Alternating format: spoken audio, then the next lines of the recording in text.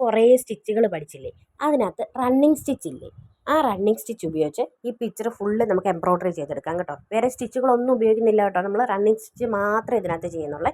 ഈ ഒരു ത്രെഡ് ഉപയോഗിച്ച് ഈ ഫ്ലവറിൻ്റെ സെൻറ്ററിൽ കുറേ ലൈൻസ് ഇല്ലേ, ആ ലൈൻസ് ഫുള്ള് നമുക്കത് കംപ്ലീറ്റ് ചെയ്തെടുക്കാം കേട്ടോ. റണ്ണിങ് സ്റ്റിച്ചായിട്ട് ഫുള്ള് ചെയ്തെടുക്കാവേ. ഇതുണ്ട്, നിങ്ങൾ നോക്കിക്കോണേ. നമ്മളത് ചെയ്ത് കഴിഞ്ഞു. ഇതാണ്ട് ഇതുപോലെ ഇരിക്കുന്നത്. ഇനി നമുക്ക് ഈ ഫ്ലവറിൻ്റെ പെറ്റൽസ് ചെയ്യണം. പെറ്റൽസ് ചെയ്യാനായിട്ട് വേറൊരു കളർ എടുക്കുക. ഇത് കാരണം 2-3 കളറുകൾ വരുമ്പോൾ കുറച്ചുകൂടെ ഒരു കാണാൻ കുറച്ചുകൂടെ ഒരു രസം ഉണ്ടല്ലോ എന്ന് ഓർത്തിട്ടാട്ടോ 2-3 കളറുകൾ ചെയ്യുന്നത്. ഇതാണ്ട് അത് ചെയ്ത് കഴിയുമ്പോൾ ഇതുപോലെ ഇരിക്കും. അവിടെ ചെറിയൊരു മുട്ട ഉണ്ടായിരുന്നല്ലോ അതിനകത്ത്, ആ മുട്ടും നമ്മൾ ഈ കളർ തന്നെ ഉപയോഗിച്ച് ചെയ്തെടുക്കുക കേട്ടോ. എന്ന് പിന്നെ നമുക്ക് ഈ സ്റ്റെമ്മും ലീഫും ചെയ്യണം. സ്റ്റെമ്മും ലീഫും നമുക്ക് ഗ്രീൻ കളറേ ഉള്ളൂ, വേറെ ഓപ്ഷൻ ഇല്ല. അതിനകത്ത് ഗ്രീൻ കളറിനകത്ത് ഡാർക്കും പിന്നെ ലൈറ്റും വരുന്നെന്നുള്ള ഒരു ഇതേ ഉള്ളൂ. അതിനകത്ത് വേറൊരു ഓപ്ഷൻ ഇല്ലാത്തതുകൊണ്ട് വേറെ കളറുകൾ നമുക്ക് ഉപയോഗിക്കാനേ പറ്റത്തില്ല. അതുകൊണ്ട് നമ്മൾ ഗ്രീൻ തന്നെ ചെയ്തെടുക്കണം കേട്ടോ.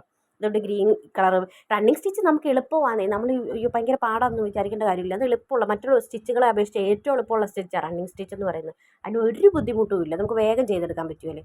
അത് കാണാനും രസമാണ്. നമ്മൾ അവർക്ക് റണ്ണിങ് സ്റ്റിച്ച് മറ്റ് സ്റ്റിച്ചുകളെ പോലെ കാണാൻ വലിയ ഭംഗിയില്ല, ഒന്ന് ചെയ്ത് നോക്കിക്കുക. നല്ല ഭംഗിയുള്ള സ്റ്റിച്ച് തന്നെയാണ് റണ്ണിങ് സ്റ്റിച്ചും കേട്ടോ.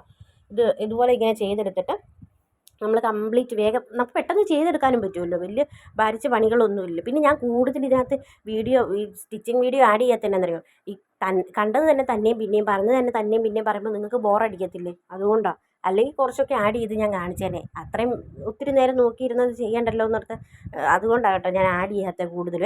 അപ്പം നമുക്കിത് ഫുള്ള് ഈ സ്റ്റെമ്മും ലീഫും നമ്മൾ ചെയ്ത് കഴിഞ്ഞു.